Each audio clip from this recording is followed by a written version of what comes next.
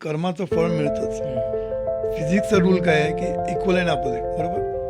पण जीवनाचा रूल वेगळा आहे, कारण हा सूक्ष्म विषय आहे. सूक्ष्म विषयामध्ये तुम्हाला जी रिॲक्शन मिळते ती मल्टिप्लाय अँड मॅग्निफाय होते. साधं उदाहरण म्हणजे आंब्याची बी, कुठली बी, आपण आंब्याची बी रोवली ह्याच्यामध्ये जमिनीमध्ये, ती मोठी मोठी होत एक वृक्ष होतो, बरोबर. त्याला किती फळं येतात? 4000 आंबे येतात, आणि पुन्हा 4000 आंब्यामध्ये बी असतेच.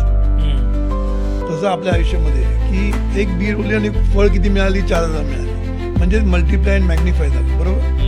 तसं आपण जे काही कर्म करतो, चांगलं किंवा वाईट, त्याची रिॲक्शन आपल्याला मिळते. पण ती रिॲक्शन कधी मिळेल माहीत नाही आपल्याला, लगेच मिळेल असं नाही. मी तुझ्या तोंडात मारले, तू लगेच मारशील, त्याचं फळ लगेच मला मिळेल. पण मी जर चांगलाच बलवान असेल तर तू मारणार नाही मला, गप्प नंतर घेऊन येशील, टीम घेऊन मला मारशील, बरोबर. मग त्याला वेळ लागतो ना. तसं प्रत्येक गोष्टीच्या कर्माला फळ मिळायला काहीतरी वेळ लागतो.